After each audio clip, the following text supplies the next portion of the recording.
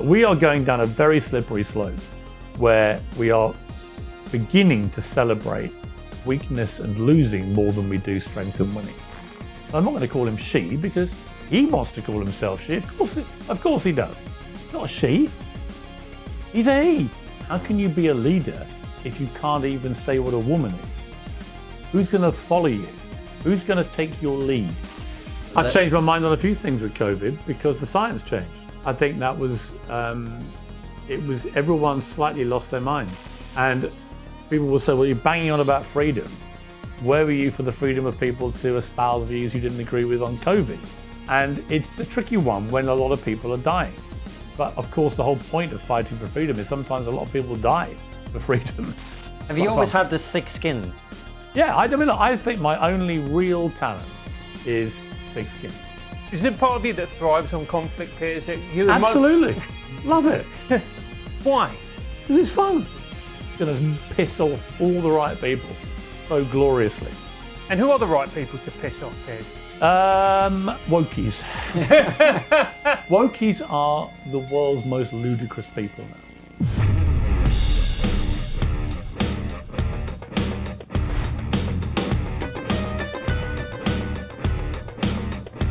Hello and welcome to TRIGGERnometry on location from our favourite restaurant, Il Portico, on Kensington High Street. I'm Francis Foster. I'm Konstantin Kisin. And this is a show for you if you want honest conversations with fascinating people. Our brilliant guest today has been a long time coming. He's a journalist and author, Piers Morgan. Welcome to TRIGGERnometry. Buongiorno, come stai? You've offended the entire staff in here. We were just talking about shit Italian accents just before you got here. Yeah. But listen, welcome first of all. Thank you. One of the questions we always ask our guests is, who are you? Now, you're one of the most famous people we've ever had on. Everyone knows Piers Morgan, but I think actually not many people know who you are, your backstory, how you come to be sitting here talking to us. So tell us that. Well, I mean, I grew up in a country pub down in the south coast, a little village called Fletching, a tiny village, went to the primary school. My parents owned and ran the pub. And I think my most formative memory of that was I used to do the bottling up, where you replace all the empties. And you'd go in and it would all be stinking of booze and fags and everything else. And you would go in there and you'd get all the stuff from the cellar and you'd replenish all the empties. They know what it's like in here. And I actually got a warning from the school to my mother. I was 6, saying we're just a little bit concerned that Piers is smelling of alcohol. So that was an early formative memory, really. Fags are cigarettes for our American audience, by the way. Fags are cigarettes over here, yes. Nicely pointed out. But I grew up, I had a very nice upbringing. We didn't have particularly loads of money, but we had a lot of love in the family. 3 siblings, so 4 of us. Lovely village lifestyle, local lifestyle. Moved to the next door village. I had 2 types of education, one fee paying till I was 13, and then state educated from 13 to 18. I think they can either give you a chip on both shoulders or a chip on neither shoulder. I think I went with the latter, where I've always found the great benefit of being educated in 2 different ways, in 2 different environments, one very exclusive and one very non-exclusive, is that it's allowed me to probably, a bit like you guys, I think, sit down with anybody, whether it's Nelson Mandela or the Dalai Lama, which I've had the pleasure of doing, meeting the Queen, or just the average guy on the street. You know, I don't have any highfalutin desire to be with rich and famous, powerful people any more than I do people that I meet on the high street and have a chat with. So I think that comes from my upbringing and my education. And then I went to journalism college. I had an absolutely clear idea from the age of about 6 or 7. I wanted to be a journalist, which is a great asset. 6 or 7? Yeah, my mum remembers me reading the Daily Mail, which was the paper we got at home, which may explain a lot of things. The Daily Mail, from cover to cover, avidly, age 6 or 7. And studying headlines. I mean, it's a weird thing for a 6 or 7-year-old kid to be doing, but I was fascinated by news. Funny enough, my daughter this morning suddenly produced the house newspaper. I went, what's this? And she's done a whole newspaper, aged 11, based on the events in our house, mainly centered around the 2 kittens we've got and the drilling next door, where she seems almost psychopathic in her desire to deal with these builders. But interesting to see her do that. One of my sons did the same thing around the same age. So there's clearly something in the genes there. But yeah, I was fascinated by news, very nosy, very curious. wanted to get answers to things, and loved the idea of being first with information. And that's never left me. You know, I have an absolute craving. It's why Twitter's perfect for me, because Twitter, you can be first with everything. Someone's going to tell you before anybody else. You just catch the tweet at the right moment. And I think that's why I love the immediacy of something like Twitter, because for me, it feeds my addiction, which is news. So then I just went, I think the rest is probably well known. I went on to local newspapers, the Wimbledon News, had a great time there. Funny enough, the news editor at The Sun, who was the guy who first gave me shifts in Fleet Street, he died last week, a guy called Tom Petrie, incredible guy, brilliant news editor, wonderful with young people. And he always encouraged me. I couldn't understand why he was always so encouraging, but he was always so encouraging. Every time I called, Piers, like I was his best mate. How are you? Blah, blah, blah. What have you got for me? And I give him little local Wimbledon stories. And sometimes, because it was London, you get a good one and they pay you for it. And I was excited. You get a big check from The Sun. Then they gave me some shifts. It was only later I discovered that there were 2 Piers Morgans. But I've met about 3 others now. There's about 5 of us in the world. The others keep very quiet for obvious reasons. But Tom Petrie's real mate was a guy called Piers Morgan from Kent, who was a photojournalist, who had regularly given him stories for years. So he thought it was him ringing up, just sounding a bit more fresh voice than normal. And then we started getting each other's payments and was like, hang on, what's going on here? I didn't do that. Anyway, that was it. There's a story of 2 Piers Morgans. But Tom was great, and he got me onto the paper, and that was when Kelvin Mackenzie, the legendary, notorious beast of the Sun, ran it. And it was, probably one of the most brutal journalism schools imaginable, albeit always laced with extraordinary high-octane energy and humour. And a lot of people that went through the Kelvin Mackenzie Sun went on to edit newspapers. I mean, I would say probably more journalists became editors from that reign of terror than any others, which will play slightly into what we may come to later about my view that as workplaces get softer and softer, because everyone's so offended all the time and so upset, and you're not allowed to shout at people or berate them or even criticize people anymore. The downside of that is that for people with my personality, I found it a fantastic environment to work in. I wanted the stick. I didn't mind a bit of carrot, but really I wanted the stick to drive me to be better. So that was that. And then I got made editor of the News of the World at 28 by Rupert Murdoch. That was a crazy time. He flew me out to Miami. We walked along Miami Beach in the surf for a few hours. I had no idea what I was doing there. And then he introduced me at a Fox affiliates party that night to somebody else as the new editor of the News of the World, his biggest selling paper. That's how I found out. He literally went, "This is my friend Piers from London, he's new editor of the News of the World." I was like, "What?" And then... no negotiation, nothing? No, nothing. Wow. I literally found out when he turned to the person next to me at the party and went, "He's the new editor of the News of the World." That's a powerful way to be able to be in the world in his position, isn't it? It's the kind of thing Rupert Murdoch's done his entire life. Yeah. He's a maverick and he backs himself. He backs, again, a great lesson, backs himself.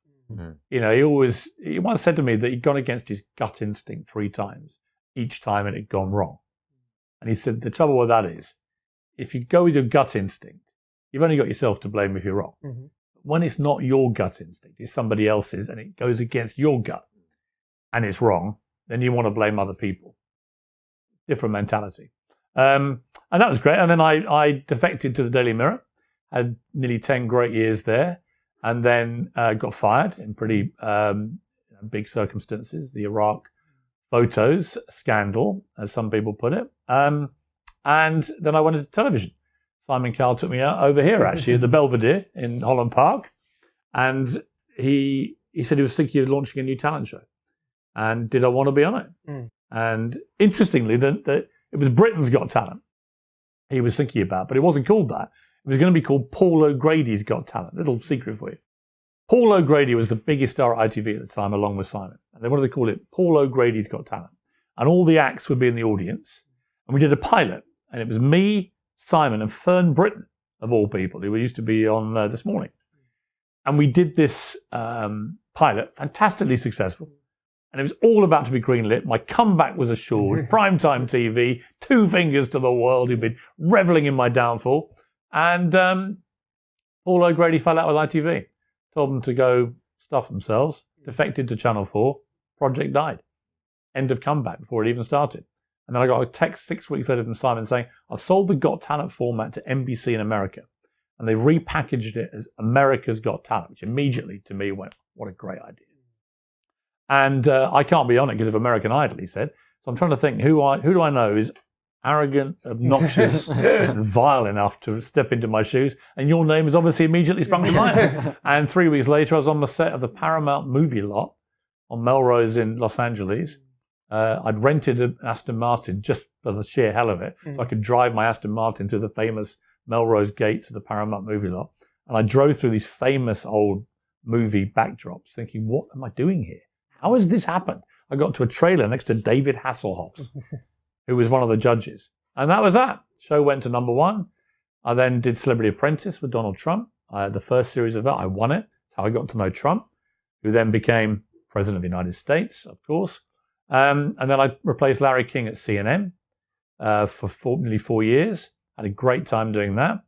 And then left there and came back to the UK to do the morning show. And then had to leave that. Not quite how I would have wished, because Meghan Markle didn't like me disbelieving her, which now seems quite extraordinary. That, I would have thought now I'd be probably let go for believing her. And that was that. And then, here I am now at TalkTV here, Fox Nation America, Sky News Australia, with a show called Piers Morgan Uncensored, back working with the guy that gave me the big break in the first place. So it's been a full circle. So that's a long version of my story, but that's it. No, it's very interesting. And one of the things you touch on there is you're someone people will like or dislike or whatever. You're someone who has dealt with in his life with a number of big setbacks. Some self-inflicted, some not, right? People would argue. And none of which actually, when I look back, turned out to be a setback. So the key theme, I would say, I remember Kelvin McKenzie saying to me, the most annoying thing about me was that he would scream at me until his eyes were popping, his neck veins were bulging, almost wanting to physically hurt me. And then, because I'd done something wrong. And then I come back an hour later with a big grin on my face and say, I've got a great scoop for you. It used to really annoy him, my ability to bounce back. But I've always taken the view, what's the point wallowing in what's just happened?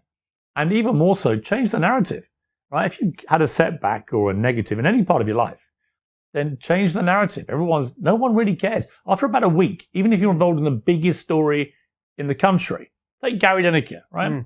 All over the papers for a week, whatever. I can guarantee in a week's time, nobody cares. Told him that, just get on with it. Because no one cares, right? And if you lose a big job, people give you about a week where they care. Then they moved on. So the best thing to do is change your own narrative. Find something that will change that story that you're just washed up, has been, which I've had a few times, and show them you're not. But Piers, there is a sensitive side to you as well. So for instance... You're going to try and make me cry? Yeah, turn you into a West Ham fan, mate. That would make me cry. But, so for instance, with Good Morning Britain, where you walked off, there's a lot of people who said that was staged. I don't think it was. No. And that also wasn't why I left. I mean, many American viewers of this will probably still think I walked off and never came back. In fact, I only walked off for about 10 minutes because it was either that or I was fairly sure I was going to whack the weather guy on TV, which would have been great telly, but not a great idea. And he was the deputy weather guy too, which was even more ignominious. I was a bit fired up about the reaction to my critique of the Meghan Markle, Oprah Winfrey wine-a-thon, because I felt instinctively I was right, that a lot of what they were saying was simply not true. And I wasn't going to buy into the narrative that the royal family were a bunch of callous racists just because these two said so for their own financial gain. And I think history has proven me to be pretty spot on with that. But it was all building. The mob came online and the mob got to my bosses. And my bosses crumbled. And they also crumbled because Meghan Markle wrote to the female chief executive of ITV, my top boss, and demanded she fire me. That happened overnight. And so I was told, look, either you apologize or you can't come back. I said, what am I apologizing for? I said, I mean it. They said, no, we know you did, but can you not just say sorry? I went, why? For something I believe. I don't believe her. I don't think she's telling the truth. Why would I apologize for that honestly held belief?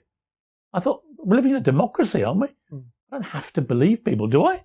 Is it written in my contract, thou must believe Meghan Markle, Princess Pinocchio, and she opens her mouth? No, thanks. It was a very strange thing to be going through in a supposed democratic society, that I was basically being shoehorned into a place where they knew I wouldn't apologize. So I had to leave a show that at the moment I left was now the most watched show on breakfast TV in the country. We finally beaten the BBC with this great holy grail I never thought we'd get to. It was absolutely on fire. Ratings through the roof, everyone talking about us, everyone tuning in to get my opinions, which I had been specifically hired to express in a strident manner.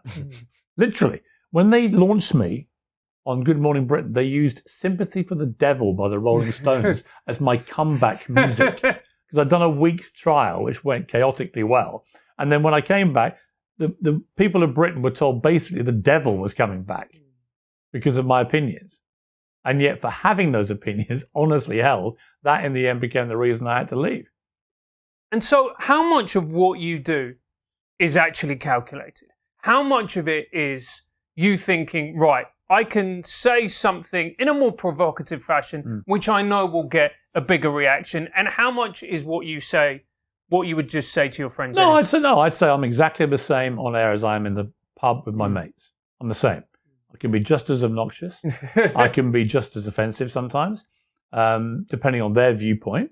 So remember, people are offended if they don't hear something they agree with, right? That's the era we now live in. When I was young, it was never like that. You could all just gob off in the pub and that was accepted. We'd all have different opinions and we'd all get drunk together and go home quite happy. Now it's like people just exist in weird bubble tribes.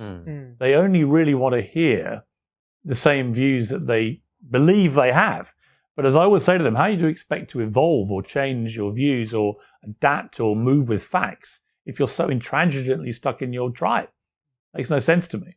But that's where we are. And it's a dangerous place for a democracy to find itself.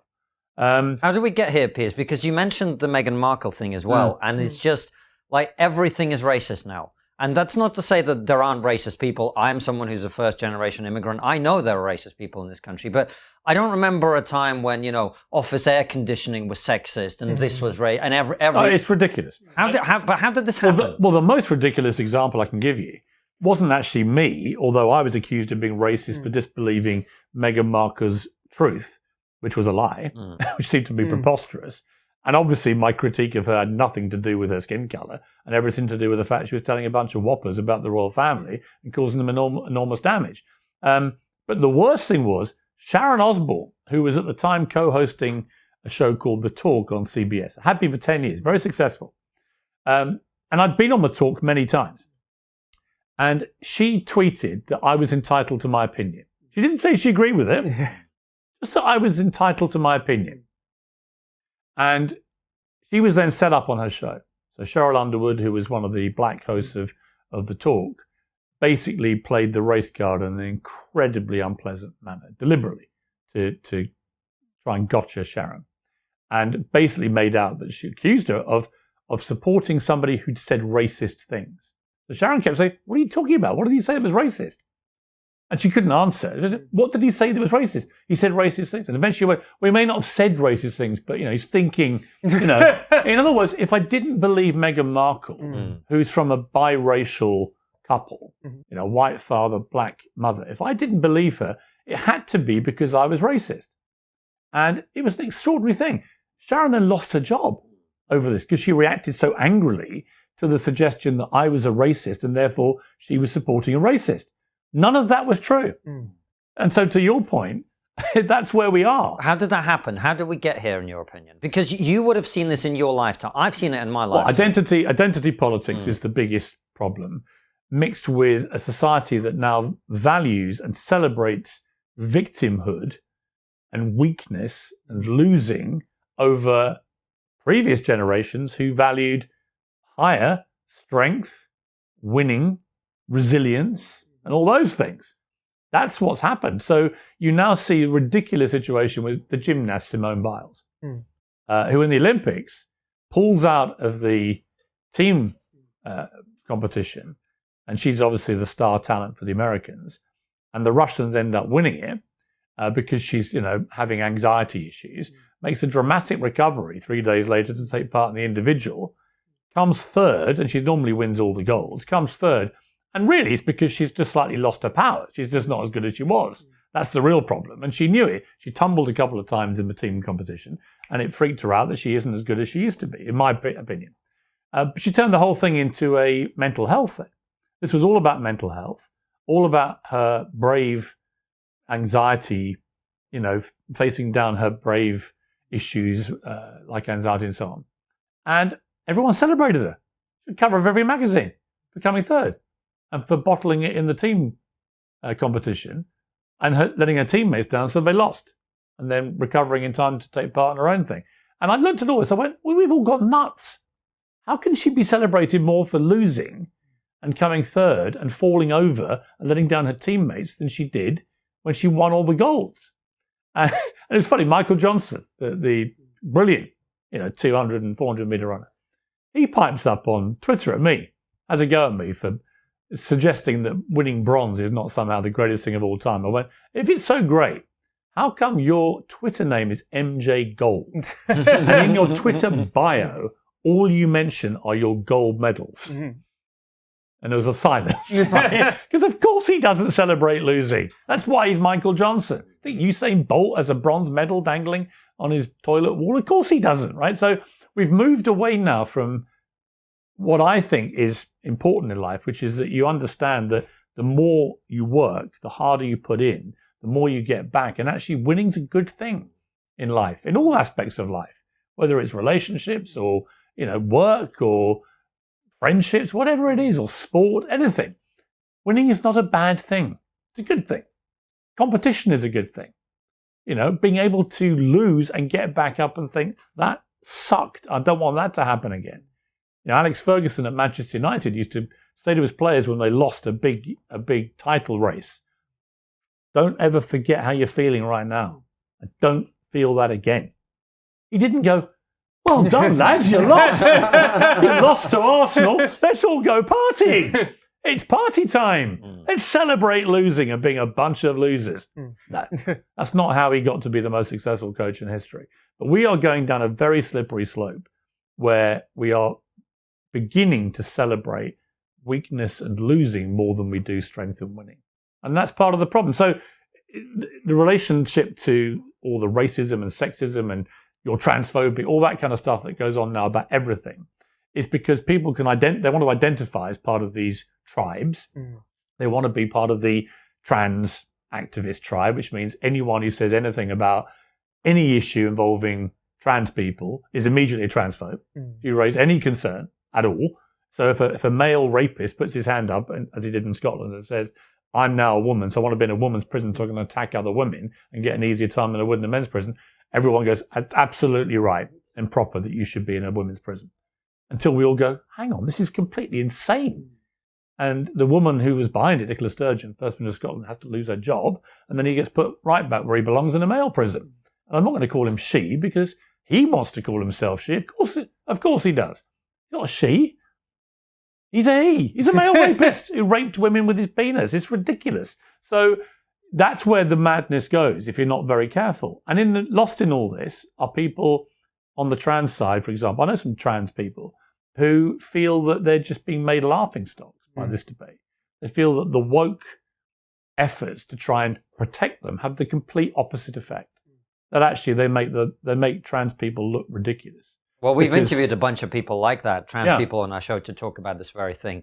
But Piers, you talk about tribes, and one of the interesting things for me was when I was on your show, you were talking about how you're more liberal than not. Yeah. And I don't think anyone that I know in our old industry, the stand-up comedy industry, like we are sitting right now in their eyes with the King Gammon, or, the Sun, the Daily Mail. And here you have my book, Wake Up. Anyone who reads that book will know that I'm what I would call an old-fashioned liberal, the kind that tolerate other people's opinions, the kind that believe that, like I said, all the issues we've been talking about are all in here, that identity politics is dangerous, that the woke mentality is destructive. It's basically a new form of fascism. And that's why they don't like me, because secretly they kind of know I'm probably ideologically not far from them. I'm just not a nutcase like they are. And the moment I say nutcase on your podcast, there will be people writing in saying, they're used to it. How dare you? How dare you? You must be fired. You're belittling mental health. And it's obviously bullshit. So I say read that book and you'll get my point. Look, I don't really consider myself to be ideologically left or right. I'm a journalist who likes to take them all down and expose the hypocrisy on both sides. Really, that's fundamentally my ideology is they're all probably scamming us, so let's call them all out and get to the truth. And all I care about is getting some out of the truth, which is increasingly hard when people think they can have their own version of the truth and call it my truth, as if somehow that's different to factual truth. It's obviously an absurdity, but that's what people think. So I think that you're right. A lot of people on the left assume I must be some right-wing headbanger because they probably see a few TikTok clips which are taken in isolation where I'm saying, for instance, the other day, there's a TikTok clip went very viral. It's had 5 million views. And it's me on International Women's Day saying to a woman who was in an argument about gender, I said, so I can identify as a black lesbian, can I?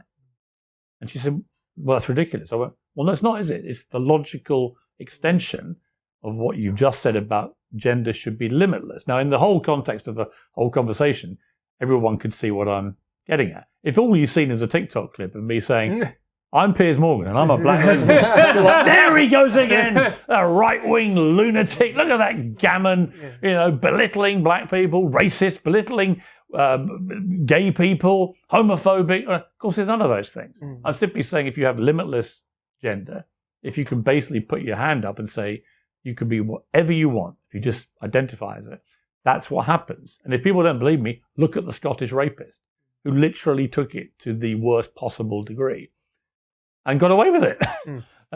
So that's. I think they don't like me calling them out on the logic of their arguments because a lot of it is illogical. Now, Bill Maher in America is one of my favorite commentators in the world, but he's on the left. He's probably like me politically, probably a liberal guy really at heart, and he finds them completely insufferable. The woke brigade, insufferable, and of course it's not electable. This kind of mentality. Most people aren't like it. You go down Kensington High Street and you talk to 100 people and you put 5 woke positions to them, I think you're nuts. Should be put in some asylum. But do you not worry, Piers, that we talk and we focus on gender and wokeism? And look, there's something that we need to talk about. But you're a journalist. You realise that this country is in a dire situation, financially, economically, societally. And it just distracts from that. And we don't talk about that. Yeah, but that's where you're wrong. I'll tell you why. Because it's not a small thing. Actually, the way that we tackle big stuff of the kind you're talking about, it comes down to leadership. How can you be a leader if you can't even say what a woman is? Who's going to follow you? Who's going to take your lead? What kind of person are you? Sir Keir Starmer is very impressive in many ways. I like him personally, but he just refuses to say what a woman is. Rishi Sunak, to his credit, when I interviewed him, immediately said it's an adult human female. Great. It's not difficult. It's not a trick question. That's the answer. Biological sex is just an irrefutable fact. So when a politician can't answer that, in answer to your question, he might be leading the country in 2 years' time, Keir Starmer, a man who won't say what a woman is because he's too scared. Does that comfort you? Doesn't comfort me. No.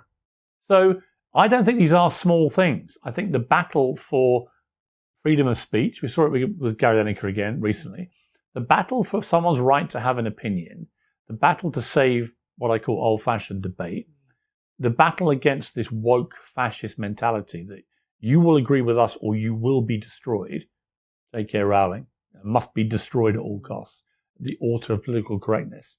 All that has got to be fought and won. Otherwise, the rest of it can't get fixed. You're going to end up with leaders who are incapable of leading because they can't even answer basic questions because they're too scared. So that would be my answer. That it's not, they're all interlinked. It's all about leadership. It's all about freedom. It's all about understanding that what the cornerstone of a democracy is freedom. And the moment you infringe on that right to freedom for the British public, for the American public, for any so-called democracy, that way hell lies. Because that way you're heading into fascism.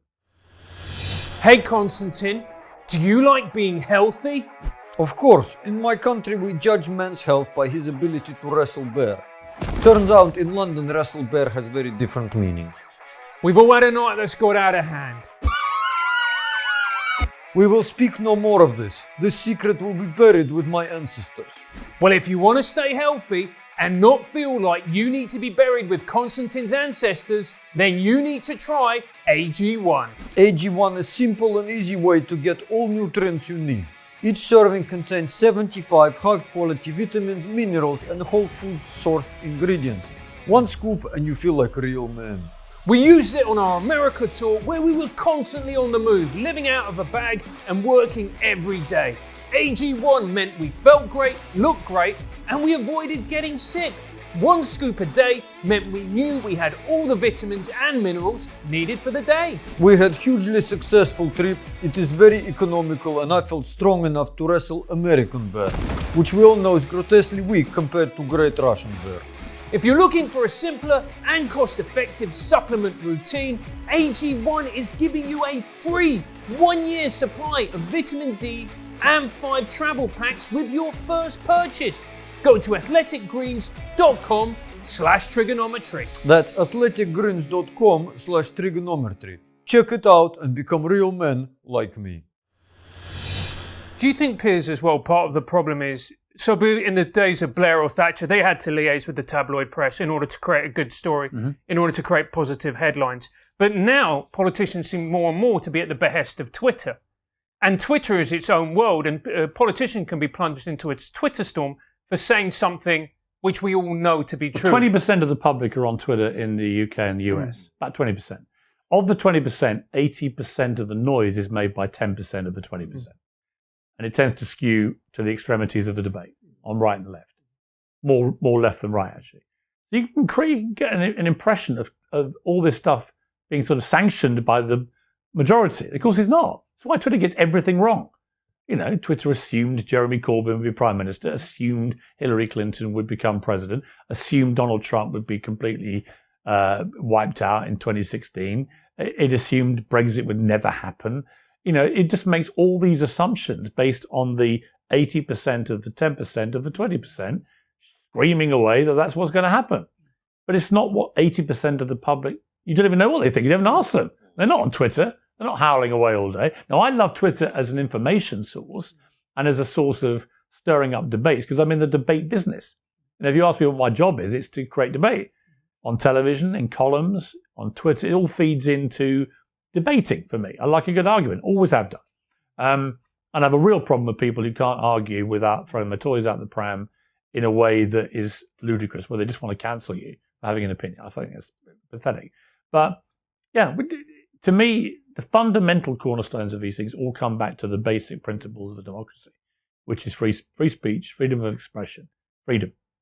And the moment you start to infringe on that, it's all over. Well, Piers, talking of freedom, one of the things that, I'll be honest with you, surprised me. When I did your show in person, afterwards, I said, mate, now that we're good mates, how about you unblock me on Twitter? And you went, oh, I've blocked you on Twitter. And I went, yeah, I took the piss out of you over COVID.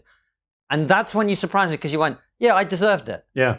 I did not expect that, actually, given your public persona. I've changed my mind on a few things with COVID because the science changed. So I'll give you an example. And I'm quite happy to admit this and talk about it. And people are like, there you go. Well, yeah, because to me, it changed. So I'll give you a classic example. When they said that vaccines couldn't transmit the virus, I said, okay, right, in that case, anyone who doesn't have the vaccine right now represents a clear and present threat to spreading this virus and killing people. So you're selfish bastards, and I'm going to call you out on that. And by the way, those who do have the vaccine, they should have more freedoms because they're not going to be able to transmit it once they've had the jab. You are, and you don't care. Very strident, very emphatic, based on a completely erroneous scientific assessment, which was it couldn't. Now, you might say, well, you shouldn't have said it anyway. I would sort of agree with you. I would say something else, actually, which is I think that you have a duty to be skeptical. As a journalist, that is your job. And I've learned a lesson in the pandemic about that. Definitely. Definitely. And I would totally accept that. I think I was too strident anyway. Got too kind of wrapped up in it all. But, I had good reasons for it. I had, one of my colleagues at Good Morning Britain, Kate Garraway, her husband was in a coma from COVID. I have 4 or 5 friends and family who lost loved ones, had to say goodbye to their parents on FaceTime in care homes where it had ripped through and so on. So I was very emotionally invested in it. Probably too much so for a journalist. I accept that. But on that key point of the transmission, the scientists then said, a bit later, actually, it turns out there's not much difference between whether you've had the jab or not for transmission. And at that point, I realized everything I've been saying was completely wrong and completely unfair. And then it becomes a personal choice. If you want to, now, again, some will say, well, it should be a personal choice anyway. Well, yeah. But if we had, for example, as one of the Oxford AstraZeneca professors put it to me, if this had been the plague come back with a 30 to 40% death rate, including kids, how would people feel then? If we had a vaccine that was proven to be largely successful and stopped transmission, and people were refusing to have it, and we were seeing not 3,000 people die a day, but 50,000 die a day, I would say that people's views of that argument might change quite quickly. But you wouldn't need to force anyone to take a vaccine if it was the plague, because people would take the vaccine. So what my point being that the argument would play slightly better if there were much higher numbers of people dying, which would come back to my sort of thing that if the principle's the principle, it shouldn't really matter what the scale is. But I totally accept my rhetoric was over the top. And I think that people, once it was known that you could transmit it, whether you've been jabbed or not, I think it's entirely your personal decision to then have the vaccine or not. And that's a complete U-turn on what I thought. But the scientists did a U-turn. So I was basing all my emphatic, passionate rhetoric on what I believe the science to be. Another lesson from the pandemic, science evolves. Facts change. They find out more information. I don't think, as some people do, that all scientists are evil. I don't think they're deliberately setting out to mislead people. I think they're trying to get to the truth. It was a novel virus. Early on, when there were no vaccines and no hope of any, there'd never been a coronavirus vaccine. So in those first few months, when people were dying in big numbers, there were no therapeutic drugs, really no vaccine, and it looked incredibly serious for mankind. At that point, I felt the only answer was the blunt instrument of a lockdown. As it went on, I think the argument for lockdown became less and less convincing. And I always believed that all the subsidiary effects of lockdown on other health issues, heart disease, cancer, and so on, were going to come back and haunt us. The question then was, where was the pendulum on that deal? Well, look, Francis and I both supported the first lockdown. And actually, someone quote tweeted a tweet of mine from the very first moments when I was saying we need to work together and stop thinking solely about ourselves. And people are now using that against me. So I know the position that you're in. But I think the one thing, sticking with the theme of freedom that we've been talking about, that I found very concerning is the amount of censorship that was happening of scientists, very prominent scientists, including Nobel, David Davis, who was a guest on our show, made this point, Nobel Prize-winning scientists being censored for talking about things that are in their area of expertise. I agree. Lab leak, right? All of this stuff. I totally agree. I think that was, everyone slightly lost their minds. And people will say, well, you're banging on about freedom. Where were you for the freedom of people to espouse views you didn't agree with on COVID? And it's a tricky one when a lot of people are dying. But of course, the whole point of fighting for freedom is sometimes a lot of people die for freedom. So I totally accept that. And I've evolved my opinion. If there was another health crisis, I would probably behave rather differently. I think we all would. It's the same. I would say the same thing about when I campaigned against guns in America. I was a British guy telling Americans how to lead their lives. They have 420 million guns. We have hardly any. And so what do I really know about their gun culture? The truth is I thought I knew better than them and shouted at them louder and louder to try and get them to give up guns. And they sold more and more guns because of my shouting. So it had the complete opposite effect to what I thought. And if I had my time again, I would dial down the rhetoric and I would try and have a much more open and constructive debate. Or I would even suggest, let's stop calling it gun control. Call it gun safety. How do you make it safer? I know you can't take all the guns away, so how do we make it safer? Much more interesting conversation than a British guy who, with an accent like mine, we'd been driven out with guns to get them independence in the first place. So are they going to, I mean, Jay Leno got it right with me, I think. He said to me, Piers, look, the smart crowd in like LA and New York, the smart liberals, he said, we kind of all agree with you, right? You're right. It's madness, this guns thing. It's madness. He said, but most of the rest of America thinks, who's this snotty British guy with this British accent telling us what to do? So it'd be like you go to Germany and saying they can't speed on the Autobahn. Again, the smart liberals be like, he's right. Too many people die on the Autobahn. We should reduce speed. And the rest of Germany is going, I don't want to hear this from this guy, and I definitely don't want to hear it from that accent. And he's right. He was right. It would be like an American coming over here and saying, I want to ban cricket. Because, people get injured. And what would we do? We said, sod off. annoying American. Go back to, that's what we would think, right? So I broke that sort of cultural rule, which is you don't go to someone's restaurant and you don't go to someone's house and tell them their curtains suck. You might think it, and you might hope they change their curtains, but you just don't shout at them.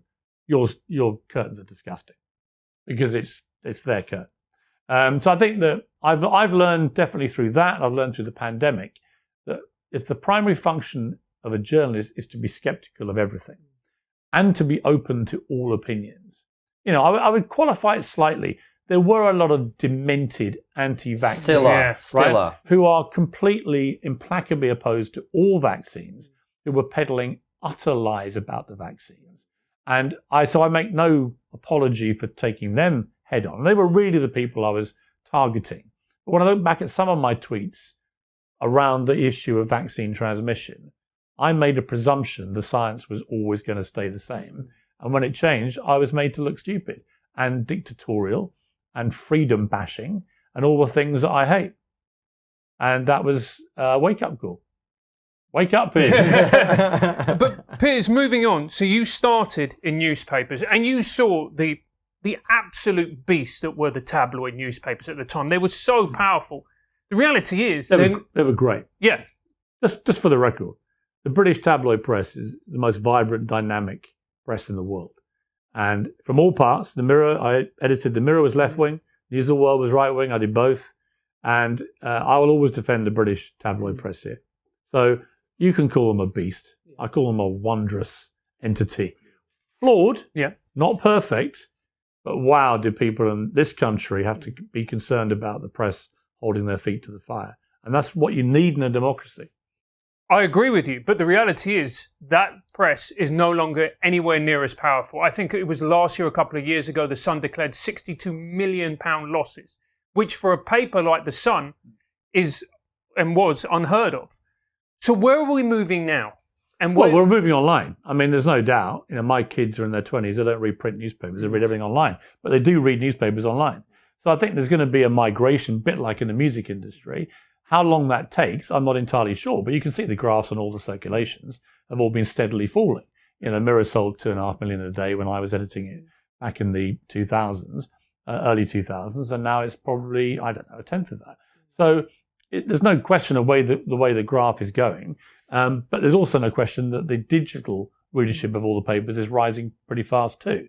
So it's really what happens when it all washes out and you end up with just digital papers, which will be the next generation after mine, aren't going to buy print newspapers. I would lay an even bet. In the same way they don't buy vinyl records. So I think that that's coming. But does it mean the influence has changed? I'm not so sure. I think a great front page of The Sun. Why don't you ask Matt Hancock how influential the Sun newspaper is? Because it was him and his shenanigans being put on the front page of The Sun that led to him having to quit as health minister in the middle of a pandemic. So I'd take issue with the inference that papers like The Sun don't have that influence. They've still got it. I mean, just ask politicians. They still wake up and check the front pages and make sure they're not on them. But surely if young people aren't engaging with them as much as they used to, that therefore means they're no longer as powerful. Well, they are engaging in a different way. They're reading tweets from these papers. They're reading stuff that goes viral from these papers. They're disseminating the content. They're just not disseminating it in the old-fashioned way of buying a newspaper and sitting down in a cafe and reading it like I like to do. Still do. Still get 5 papers a day and sit in a cafe and read them. I love the feel of newsprint. My sons don't give a damn about that. They don't read books in print form. They read them on Kindles and stuff. It's just I would say that the information is still being disseminated. Just the mode of travel and the way it's being put around and published, if you like, is just radically changed and is much faster. Yeah, but also as well, they're not making the money they used to make. Isn't that a significant problem, Piers? That if Well, it depends how much money you can make from the digital side. A lot of them are making good money from the digital now. So that will take time because you're in that mid-period now of the slow death of print papers and the inexorable rise of digital. And obviously a lot of advertisers at the moment are still on the print side, but they will move over time.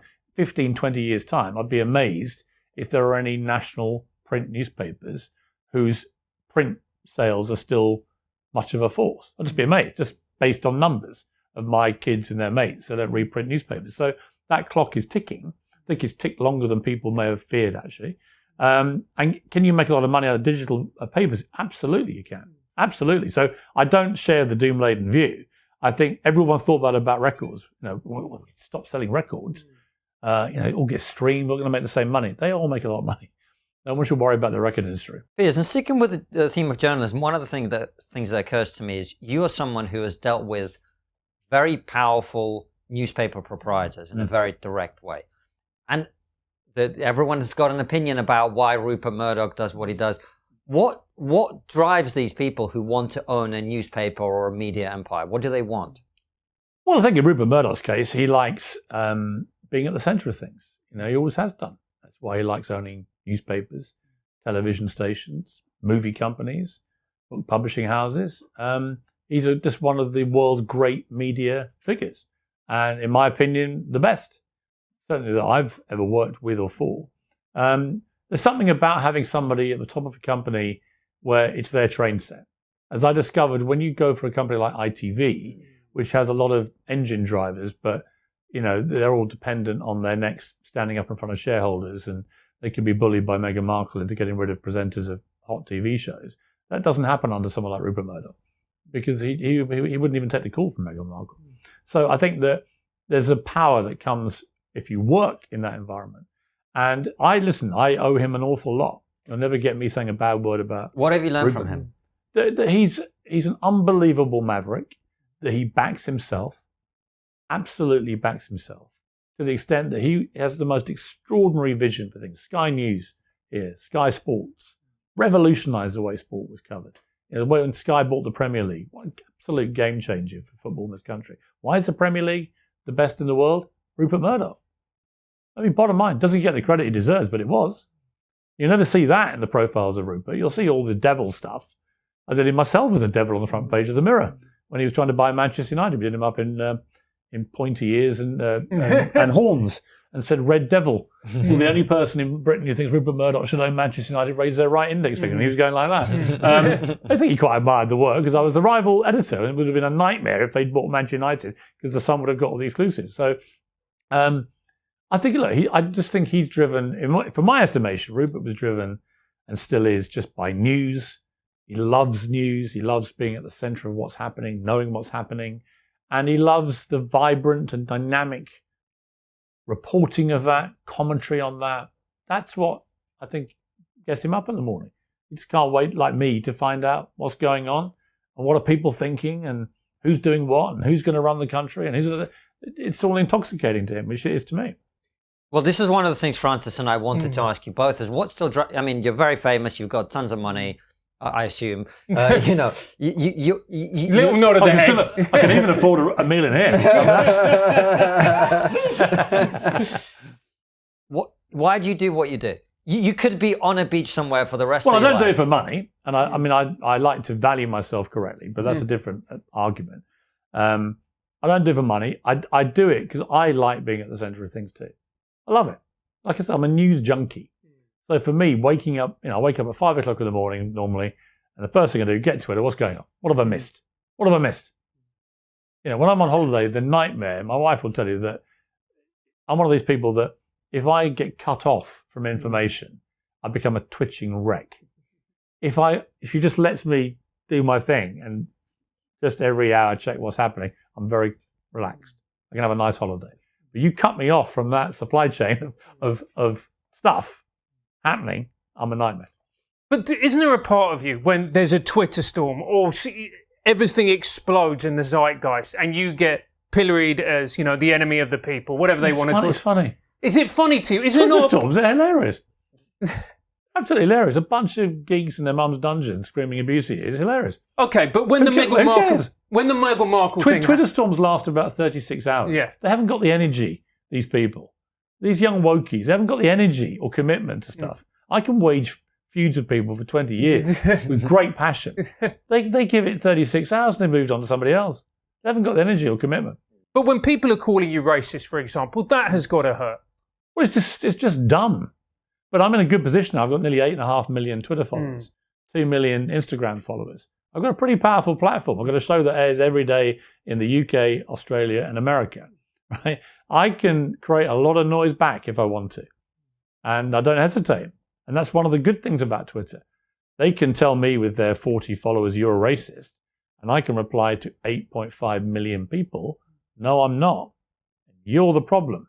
And then what normally happens is they delete their tweet, and then you see 10 minutes later, account deleted. I call it vaporizing. Yeah. It's a bit like a Star Trek. They used to zap things, and they just disappear. I like vaporizing Twitter accounts. Have you always had this thick skin? Yeah, I mean, look, I think my only real talent is thick skin. In the sense that I think everything comes from that for me.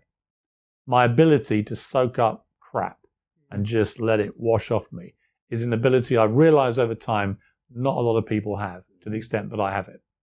And the resilience streak. You know, my favorite movie scene is Rocky in the 6th film when he finally has it out with his spoiled son in the street. And he gives him a speech about life being a tough place. It's going to beat you down. And it's not how hard you can hit. It's how hard you can get hit, get back up and keep moving forward.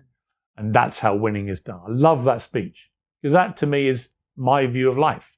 Say it to my sons. They'll cringe if I mention Rocky in the speech to his son, but they know instinctively I'm right. I said nobody cares about a whining moaner who's just going to play the victim all the time. Nobody cares. You might think they do, but they don't. So don't wallow in bad stuff. Short of death and terminal illness, everything is survivable and thrivable from. I'm living proof of it. A number of times I've had people write me off. He's finished. We got him this time. He's done. He's a, really? I'm fine, thanks. But that's a mental resilience. Where did you get that, Piers? I think my family are very strong people. My mum's very strong. My grandmother was very strong. My dad's strong. You know, my brother was an army colonel, served in wars and stuff. That gives you that very important thing, perspective. I think a lack of perspective is one of the problems with young kids today, why they're so anxious about stuff. They don't really have a perspective. I used to say they had it easy compared to previous generations, and statistically they did, but actually in the last few years, they've been hit by a once in 100-year pandemic, a new war raging in Europe, you know, cost of living crisis, the like of which we haven't seen for a long time. Which affects young people. Housing crisis, suddenly they have been hit with real problems, and they are actually discovering perspective the hard way, which is a lot of people going through some really bad stuff. So you getting all upset about an exam result, or you know, your car being dented, or a girlfriend, or whatever it may be, you've got to get perspective. And it's not as bad as you think. I can guarantee you it's not as bad as you think. But I always said to my sons, whatever, always come to me, I said, have you got something bad? Because the likelihood is I've done something the same or worse. And they look at me and they laugh and go, really? I went, really? Really? I'm 58. You don't get to be 58 with my career trajectory and not have probably done a lot of things, and you think, God, I got over that, somehow came through it, especially in the public glaze. So I think that being able to do that, having a thick skin, having mental resilience, is really a crucial tool of life. And without it, I think you really struggle. I never feel anxiety, only about Arsenal. You know, in the run-in now to the Premier League, if we don't win now, I will be a bubbling wreck. But other than football, honestly, nothing makes me anxious. Live television doesn't. Being attacked on Twitter doesn't. Losing jobs doesn't, because I've learned over time I normally get a better one with more money. You know, nothing I don't think is ever irrevocably bad. It's down to you, though, to change that narrative. Don't expect other people to. If you're fired on a Friday, by Monday, most of your mates have gone back to work and couldn't care less. They'll think about you once a week. Reality check. So don't expect everyone to keep calling you and stroking you and saying it's all going to be okay and how can we help? Get on with it. Do you have a website, or do you plan to have a website? Because if you do, then EasyDNS is a company for you. EasyDNS is the perfect domain name registrar provider and web host for you. They have a track record of standing up for their clients, whether it be cancel culture, deplatform attacks, or overzealous government agencies. He knows about that. So will you in a second. EasyDNS have rock solid network infrastructure and fantastic customer support. They're in your corner no matter what the world throws at you, unless it's your ex-girlfriend, in which case you're on your own. You know about that. Move your domains and websites over to EasyDNS right now, all you've got to do is go to easydns.com/triggered. That's easydns.com/triggered. Use our promo code, which is also triggered, and get 50% off the initial purchase. Sign up for their newsletter, Axis of Easy, which tells you everything you need to know about technology, privacy, and censorship. Is there part of you that thrives on conflict, Piers? Absolutely. Love it. Why? Because it's fun. Yeah, I'm like you. I'm the same. I couldn't imagine not thriving on conflict, because that means you never express opinions. You never argue with people. It basically means you're a dullard. And who in the world wants to be a dullard? Someone who just sits there soaking up stuff, never challenging, never questioning, never falling out with people. I mean, I love all that stuff. Making up's always such fun. Nice long lunch with your sworn enemies. Yeah. I even did it with Jeremy Clarkson. This scar on my head is from his right fist at the British Press Awards. You've made up with Jeremy Clarkson? At the Scarsdale pub round the corner. He messaged me at 1 a.m. and said, Morgan, Clarkson here, drink. Scarsdale, Monday, 7 p.m. He went, see you there. We went in like old enemy combatants, you know. And all I remember is he got very drunk on rosé, which I thought was a bit girly. No offence, wokies. And I was drinking pints of foaming ale like Alan Partridge. And we got blind drunk, and then his daughter turned up, and I realised we had to have one of my kids for the peace settlement. I called my eldest boy on the phone, and we put him on, and we had a formal peace settlement. The handshake was made, and the war was over. I think it's still simmering slightly. It wouldn't take a lot. We were in here one night, the wine was raging, we had an argument about something, it wouldn't take a lot.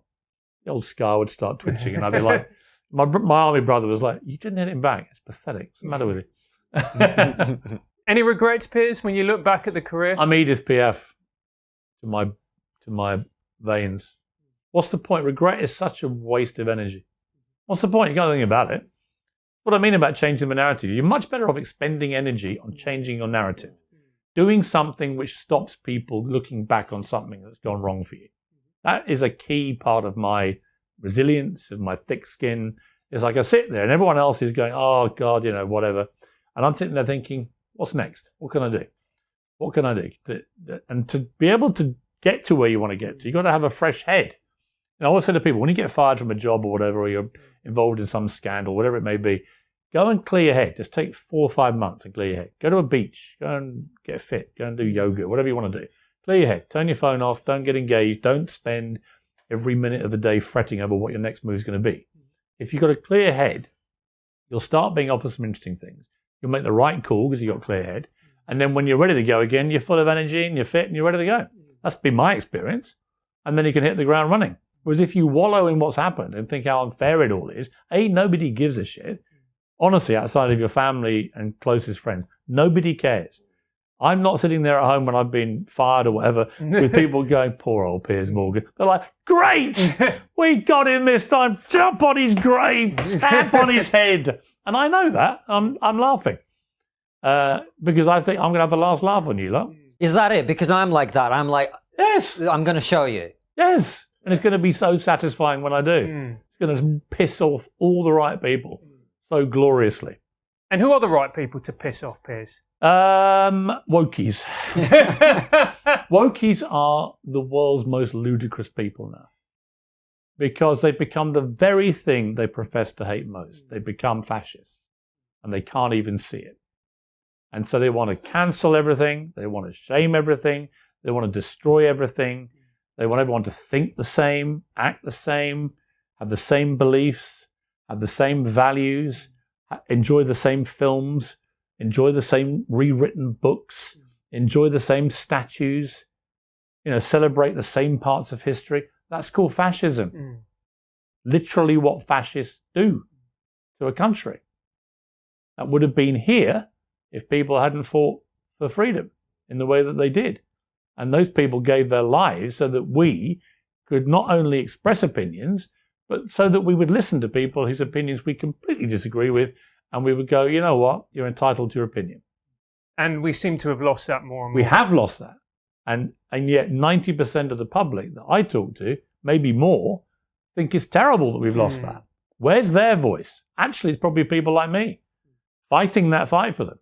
And do you think that's why you get the ratings that you get people following you, is because you are willing, unlike a lot of people in the media, you are the one who actually strays from the party line. You're the one who challenges. I think it takes a certain amount of balls to put your head over the parapet in this environment. That's what I would say. I'm not going to blow too much smoke up my own backside. I don't mind doing that, obviously. But I just think the reality is you've got to have some people prepared to have this fight. And it doesn't make you popular. Although if you walked around with me for an hour, you'd be amazed at the number of people that would come up and say, thank you for what you're doing. Even if they don't really agree with everything I'm saying. Because free speech matters to people a lot more than I think people realise.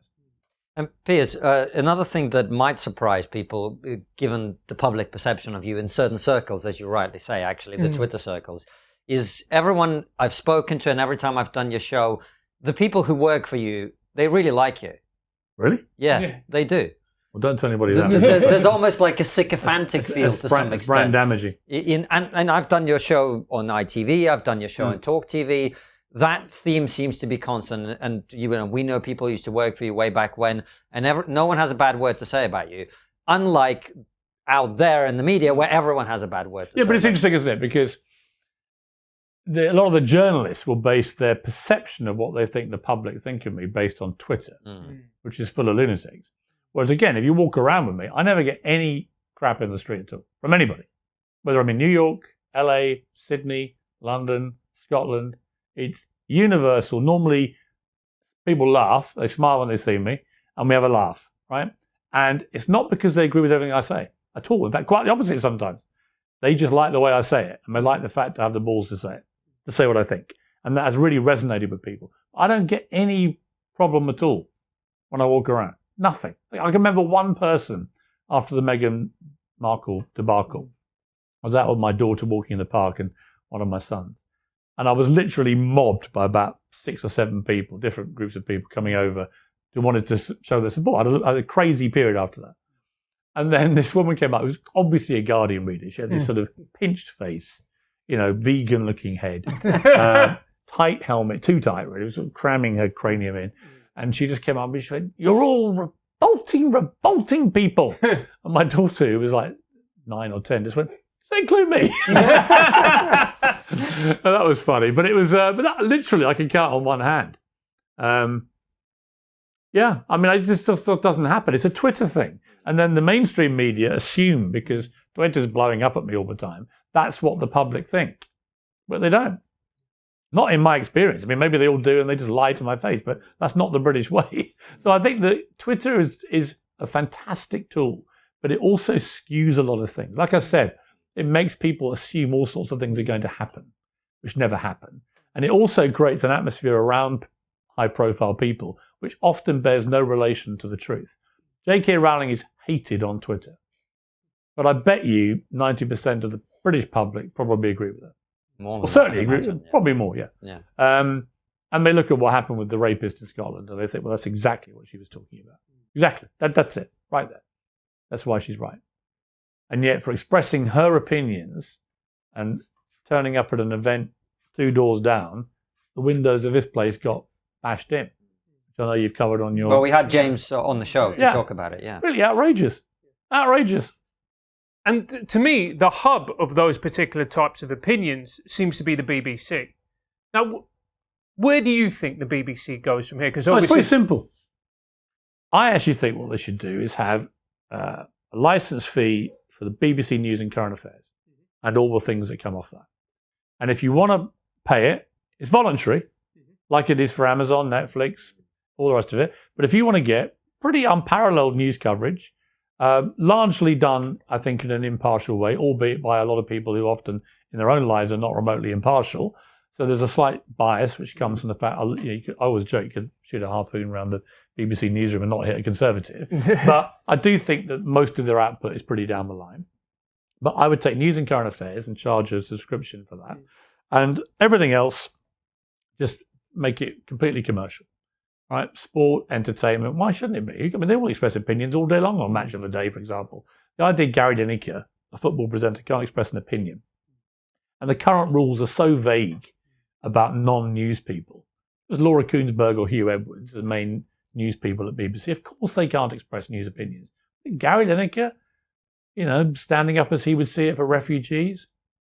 Really? Is that going to have any material effect on how people vote in this country? No. What it did do, actually, was raise a big light on the policy, which probably hasn't worked out for the Conservatives quite how they hoped, because it shone a light on some of the problems with the policy. But as for Gary, he is a friend of mine, full declaration, but I would say that if it was a right-wing presenter, I mean, there aren't many who admit to doing that, but if it was somebody who agreed with the small boats policy, for example, I would defend their right to have that opinion. I actually wrote a column saying I don't agree with what Gary said. Actually, I think he's very naive about a lot of this. And when you've got whatever it is, 30-odd% of all the people coming over on small boats turn out to be young economic migrants from Albania, a safe country, clearly the system is deeply flawed. And you should be able to say that.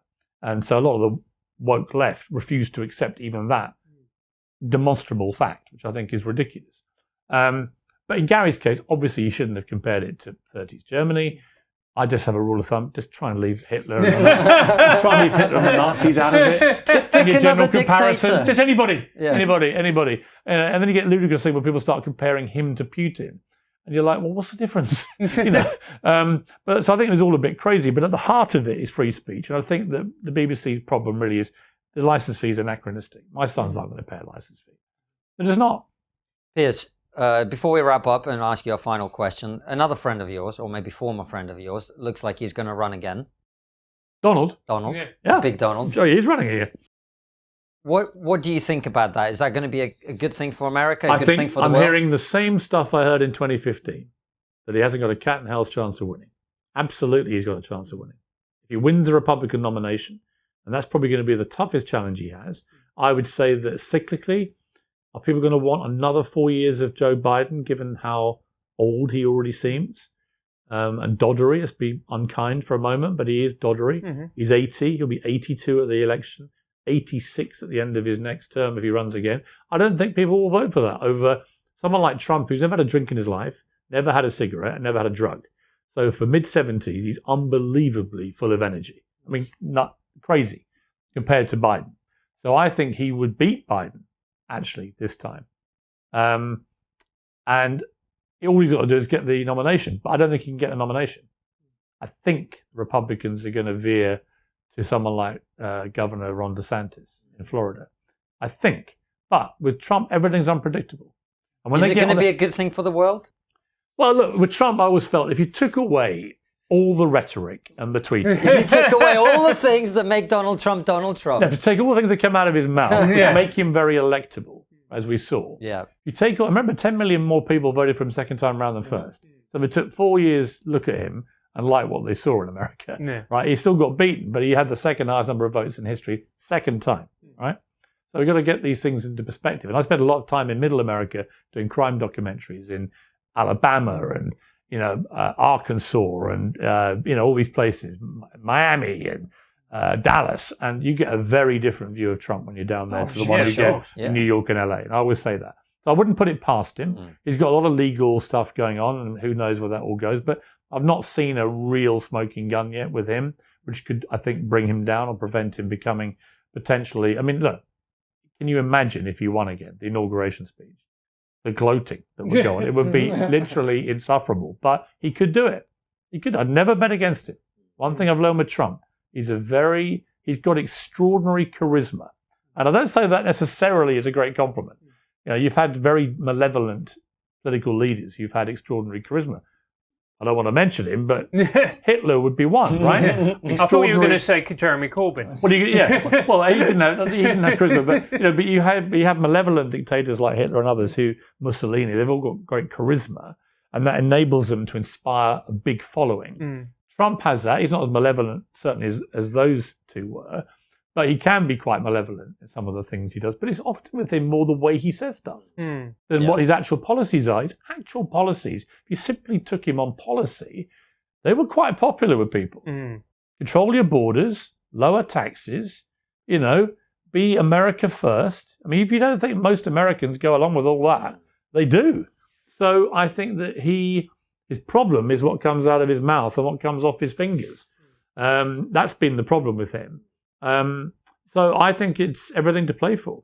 If you're going to beat him as a Republican candidate, then I think you're definitely going to have what it takes to be president, because the biggest battle they're going to face, when they get on that first debate stage, whoever it is, they know Trump is basically King Kong, and he's going to try and smash them all down, one by one. And it's whether any of them can beat him. That's going to be fascinating to watch. Did you like him? Or do you like him? I do like him. Yeah. He does things that I hate. But then I think I've got a lot of friends like that. There are lots of people like that who I like, but they do stuff I don't like. So I just don't. I don't think he's the devil as some people think, and he's certainly not as angelic as some of his more diehard supporters think. I think he's somewhere in between. But I will say to my liberal friends, on migrants, for example, how many migrants did Barack Obama deport in 8 years? And there's always a stunned silence. And then I say, well, give me a number. And this is people from the smart crowd here and in America. And then they start guessing and they go, in 8 years, I don't know, 100,000? And someone else will go, 500,000? Someone will say 10, because that's the presumption. Barack Obama must have been a really nice guy with migrants. And the actual answer is 3 million migrants were deported under Obama, which is the highest pro rata of any president ever. And he was known as deporter-in-chief in Mexico. He campaigned in 2008-09 to shut down Guantanamo Bay because as a legal brain, he thought this was unconscionable, and it's still open. He dropped more bombs in his last year than I think any American president in modern history. He launched all the secret drone programs. There's another way you can skin this cat, with Obama being actually doing some pretty bad stuff that liberals gave him a pass for, and Trump doing a lot of good things amid all the mayhem, which he doesn't get enough credit for. I would look at what he did. I mean, he didn't go to war in 4 years. Pretty amazing. Only Jimmy Carter in modern times has been another president that could say that. He always said to me he just thought war was too expensive, which is a Trump way of looking at it. Wouldn't be about people dying. It's just too expensive. But, but to his credit, America didn't just start invading places when he was president. He took on ISIS very effectively. You'd look at the way that perhaps Putin and Kim Jong-un and others reacted to Trump and behaved around him.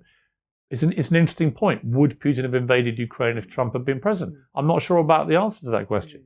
Certainly worth thinking about, because he was unpredictable. And it's a great asset, actually, for an American president to be unpredictable. Biden is very predictable. Yeah. Piers, well, thank you so much. It's been a great chat. We're going to ask you a few questions from our supporters that only they will get to see the answer to. But before we do that, our final question is always the same. What is the one thing that we're not talking about as a society? And I know that you talk about everything you think, but what is the one thing that we are not talking about as a society that you really think we should be? Well, Arsenal winning the league, obviously. Plenty of people are talking about that. I think, my honest answer would be, I think the biggest crisis facing young people is mental health. And what we're not talking about is the best way to combat mental health problems. I'm not talking about diagnosable mental illness. I'm not talking about clinical depression and things like that. I'm talking about this epidemic of anxiety. And I think we're going about it completely the wrong way. So I would like to have the mental health debate completely reframed into a constant barrage of influential, high-profile people talking about, as I've done in this interview, about mental strength and resilience and thick skin and dealing with life's problems. I'd like the Rocky Balboa speech to his son played on loop in schools every morning at assembly. I'm serious, right? Instilling kids that normal life shit is not life ending, right? Because what's happened in the last few years, the more I've noticed that we talk about everyone being mentally ill and suffering from acute anxiety and kids being depressed and all these things, the more we've talked about it, I've just noticed the more of it there's been. The more anxious they've got, the more depressed they've got, almost like they're all kind of wallowing now in this world of misery that they're constantly being told there's things wrong with them, rather than celebrating what might be right about them and focusing them on that and getting them out of this thinking. I mean, the number of young kids now at university taking antidepressant medication is terrifying. or anti-anxiety medication. When I was young, we didn't even have those things. You had to have a thicker skin just to get through the day, right? And now it's just like there's a constant crutch. But I don't like the narrative from the top down. All these celebrities talking all the time about, I nearly killed myself. I've had acute depression. I've got OCD. I've got this. I've got PTSD. All of them have got 20 things wrong with them. And they talk about it all the time. And then all these young, impressionable people are looking and watching this and hearing it and thinking, oh yeah, I've got that. I've got that. I've got that. Self-diagnosing, hitting Google. And then before you know it, they're all medicated up. That's what's going on. So I would like that narrative to change. I couldn't agree with you more, man. And it's actually one of the reasons that I oppose wokeness so much is that it's training people to be fragile. Yes. Well, it's telling them not only to be fragile, but that you will be celebrated for it. And there's money in them, their fragile hills. You can be a celebrity and a success story just by saying, I've got all these things wrong with me. Yeah. It's a great point to finish on. Piers, thank you so much for coming on the show. Recommend that everybody get the book, of course. And we will see you very shortly with some questions from our local supporters. But for now, thank you for watching and listening. We'll see you very soon. Another brilliant episode like this one, or Raw Show. All of them go out 7 p.m. UK time. And for those of you who like your trigonometry on the go, it's always available as a podcast. Take care and see you soon, guys. Do you think Meghan will dump Prince Harry?